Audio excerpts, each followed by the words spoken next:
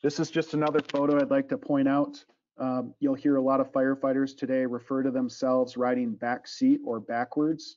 That is simply just a moniker for being the guys in the back seats that do the most work.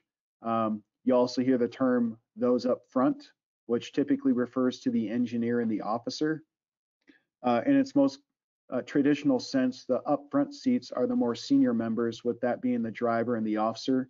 Most agencies, that's generally after their second or third year, and at larger, more mature agencies, sometimes you don't earn the right to work in the front of the truck until 10 or 12 or sometimes 15 years. The point I want to draw out here is there's also a grassroots term coming back called the back step firefighter.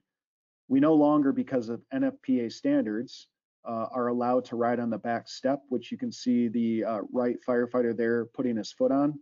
But back in the 50s, 60s, and 70s, that was where the fifth and sixth members of the engine companies, or in this case, a ladder hose wagon, would ride to the fire. The reason that NFPA took that out of being a standard was because firefighters were falling off of the back steps, sometimes going 50 or 60 miles an hour. And during the war years, it wasn't uncommon for people to throw cinder blocks, beer bottles, and Molotov cocktails at the firefighters on the back. In fact, that was, I believe, the third highest reason why firefighters and FDNI were going to the hospital during the war years was actually due to the backstep members being injured en route or returning from a fire. You can also see here in the 1970s, this is when the fire service transitioned to all all rubber constructed jackets. They also had a liner made out of duck cotton. They still wore the denim jackets, and then you'll notice the boots they're wearing are called hip boots or three-quarter boots, most commonly referred to as I put my 3/4 on. They're in the down configuration now, but when you would pull those up, they would go up essentially to the crotch to offer some thermal protection from embers and heat.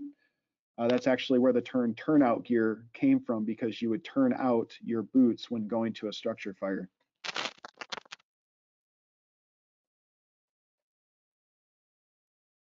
All right. Moving on to more of what we know today. This was a very important document that was released by the National Commission of Fire Prevention and Control. It was released in 1973. It was called America Burning. America Burning was basically a document as a result of the massive conflagration and structure fire damage caused by civil unrest that we spoke about in the previous slides. And I want to just note that although we talk a lot about FDNY, that wasn't the only city undergoing war. A lot of East Coast cities, Midwest, St. Louis, Chicago, Cincinnati, all the way to Los Angeles, San Diego, everywhere kind of had the same thing going on at different levels. The reason America Burning was so important and impactful was it basically started to put statistics on paper that fire departments had full access to see what the situation was. America Burning is actually still a document in publishment today. Obviously, it's with updated numbers, but it shows you numbers all the way back to the 1970s. And it's really important for chief level and strategy level officers to kind of look at these documents and determine different types of data sets and thresholds and practices and procedures to build out of that. One of the most significant kind of practices that we learned from the American Burning document was the need to increase and make more stringent our fire prevention efforts. And that comes in the form of fire prevention, fire education, and code enforcement. So if you think, for some of you who are old enough to remember, I am not one of those, but back in the 1970s and 1980s, about 1 in 4 houses had a smoke alarm in it. And by the late 1980s, it was basically 1 in 2 houses had a smoke alarm. And by the early 1990s, over 90% of homes had smoke alarms in them. With that also was an increase in fire code standards, and this is where fire prevention specialists and fire prevention engineers really became more of a impactful position within the fire department. They were out with the building contractors and engineers, ensuring that that structures were built before they were put into service to minimize fire danger and fire growth. And it's really paid off huge dividends in the modern fire service. And so now today we see a huge decrease in structure fires and fire duty across the nation. And although as firefighters, we always want to fight the fires because that's what we signed up to do, it's truly a monumental improvement from where we were just less than 50 years ago.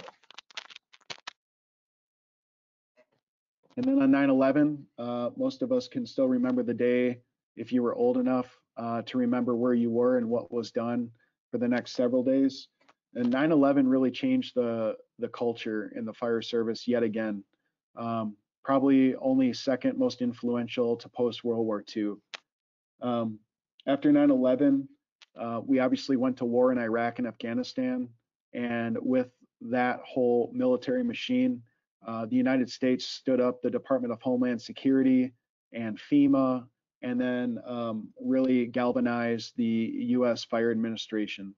And so for us in the fire service, it basically boosted our financial position to be able to allow the U.S. Fire Service as a whole to spend a lot of time modernizing through science and data. During that time was the Station nightclub fire. If you look on your book on, let's see here, page 14, this occurred in Rhode Island. It killed 100 people and 256 were injured. The main reason for this fire growing to the level it did, which was complete destruction, was a lack of a sprinkler system. And they had poor emergency planning. So going back to 9/11, we started looking at fires like this in particular and started asking, why did this fire occur and what were some of the reasons for that? And because of that, we started to ask questions like, are the tactics we're using to fight these fires consistent with the science that we're now beginning to understand? And because of that, I'll get back to that in a moment. We learned very quickly that we weren't fighting fires with the most modern techniques. We were using very old techniques. The metaphor I use often is when we went to the Iraq and Afghanistan war in 2001, we were using tactics and techniques from the Vietnam era. And we quickly learned that those were very poor decisions for our US military to use. So it took us months and in some cases years to redevelop our tactics. But now when we go fight wars, we've learned from that slow crawl to get better. And we've realized as a military, we have to position ourselves for immediate change based off of our enemy. And that's what really came after 9/11. One of the ways we did that in the fire service was through really the International Association of Fire Chiefs and the National Fall Firefighters Foundation, which created the 16 life safety initiatives. You'll see the logo up on the top left there of Everyone Goes Home. That was created in 2004 as a way to set a set of 16 standards that all firefighters had to follow in order to minimize firefighter fatality. Another part of that you'll see in the questions on your test is, on average, how many firefighters die annually in the fire service? And the answer for the book is 100. I will tell you that ebbs and flows based on a lot of circumstances that are outside the control of our science and tactics, and it's simply a matter of luck. Last year in 2019, I believe the death toll was 56, which was down 50% from the year before. And then if you go back several years and you look at the granite hot shots in different wildland fires that had significant death rates, those boosted that number well above 100. So it's not always indicative of those fighting fires and dying because of those actions. And this is where the fire service is now at.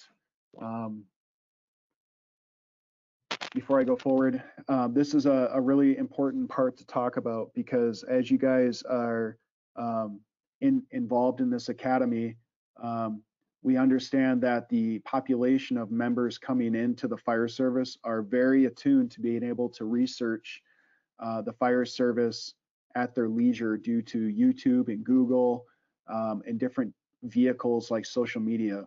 And I think it's very important that we kind of talk about this potential divergence in the fire service now so that we limit the disruption that it may have on you in the future. What I'm going to do now, before I have Captain Johnson play this video, is just talk briefly about Lieutenant Ray McCormack and kind of his keynote speech. If you look there on the podium, it says FDIC, that stands for Fire Department International Instructors Conference. FDIC is held every year in April, late April, in Indianapolis, Illinois. It's the preemptive, most iconic conference for the fire department in the world. 28,000 to 30,000 firefighters kind of embark on this one convention center for 5 days in April, and they enjoy kinship together. They go out and drink together. They train together. They attend conferences together. And each year they ask a fairly notable fire officer or fire instructor to speak on behalf of the FDIC to open up the initial kind of conversation for the theme of that year's FDIC conference.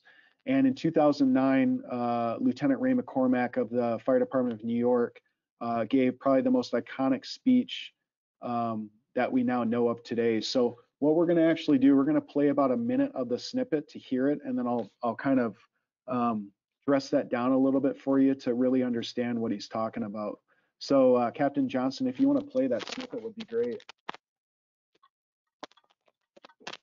Sounds good. I think you need to end your share and I'll add my share.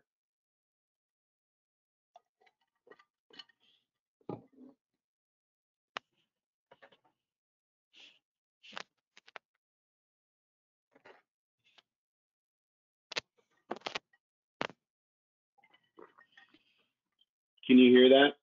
No. Hang on.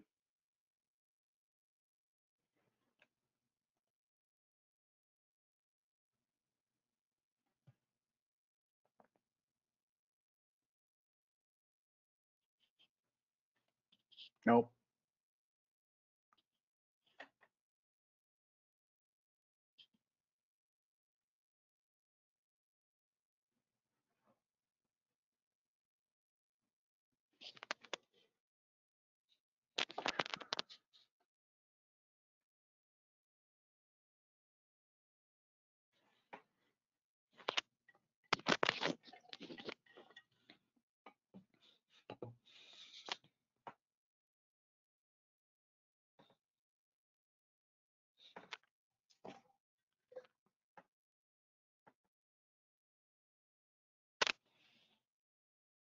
Nope. Hey, I've got an idea real quick, Cap. Let me try to just put my headphones next to this.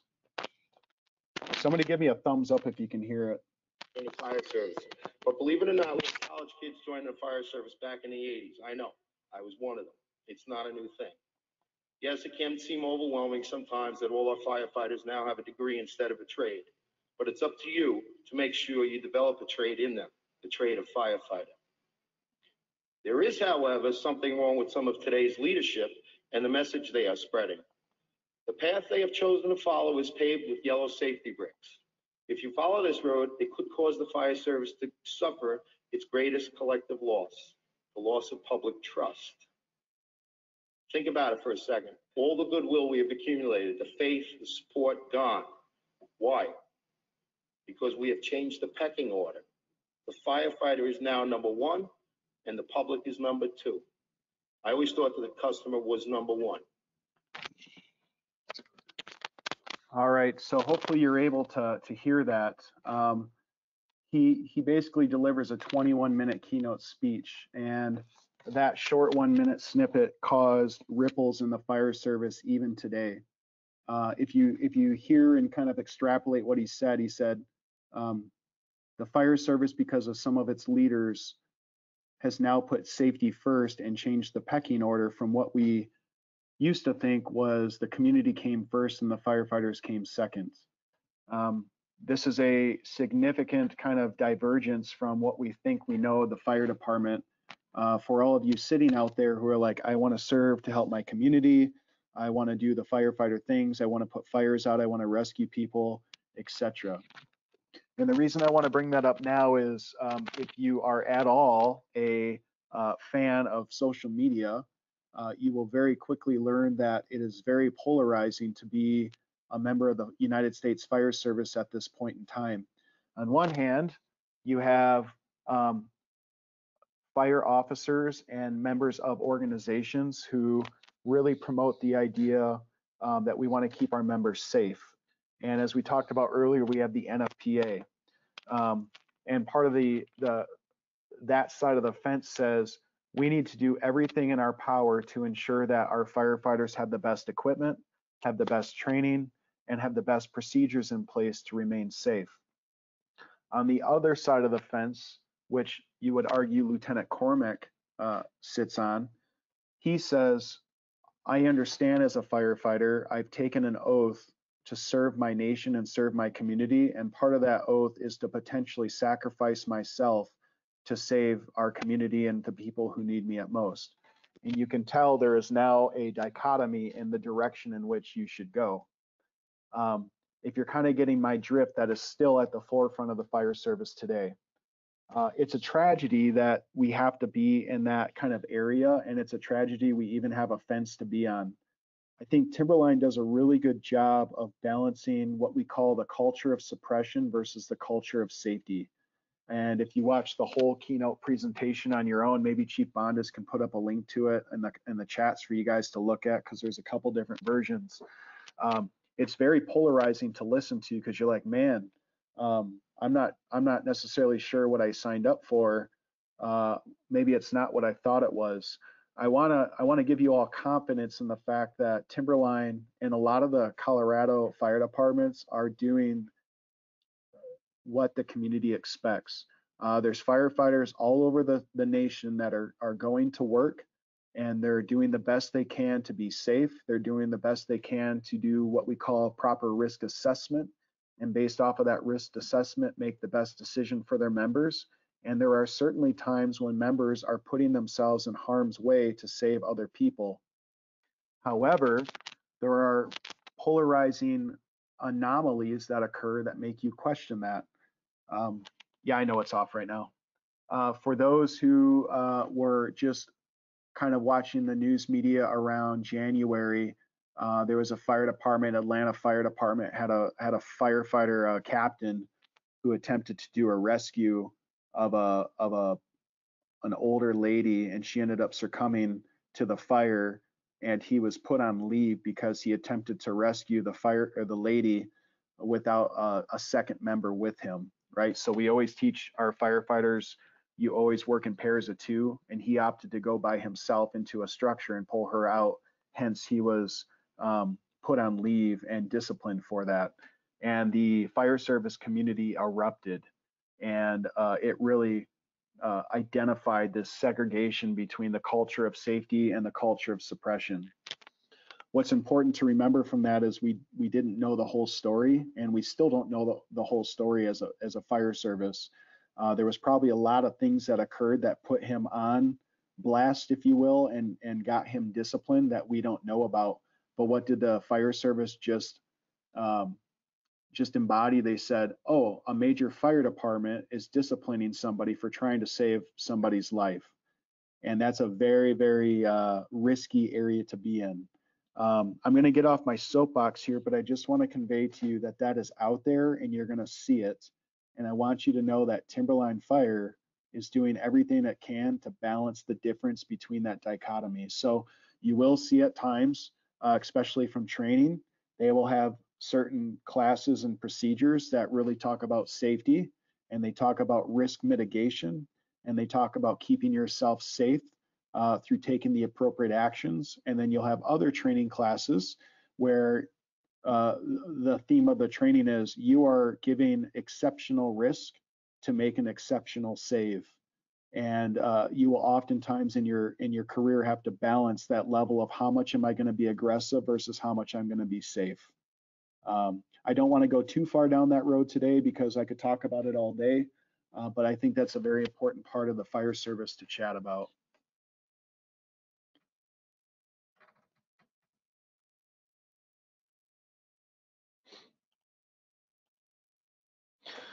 2010 was the Governor Island experiments, as I mentioned earlier, when the FEMA really injected the U.S. Fire Administration with a lot of money. We were able to start doing some pretty comprehensive testing at a very scientific and molecular level on what occurs inside of structure fires. Out of the Governor Island experiments, we gained tremendous knowledge about what we were doing very well and what we were doing very bad in the fire service. And because of that, a lot of our fire techniques have changed. However, a lot of the legacy tactics that were really learned in the 1960s and 70s, especially in the war years, were validated as being legitimate techniques. So going back to the comments about Lieutenant Ray McCormack, another part of his conversation is being an organization that embodies suppression as the best way to save lives. What we're learning through the modern science, even through now, is that getting into structure fires and being aggressive with suppression tactics is truly the best way to save people's lives. You've also heard of the Close the Door campaign that's become fairly iconic as of late, and that is another area where science has truly identified empirically and without a doubt that houses that shut doors into bedrooms keep people alive a lot longer. And those are both examples of experiments that have yielded those techniques and tactics, as well as education we give to the communities to better protect against fire.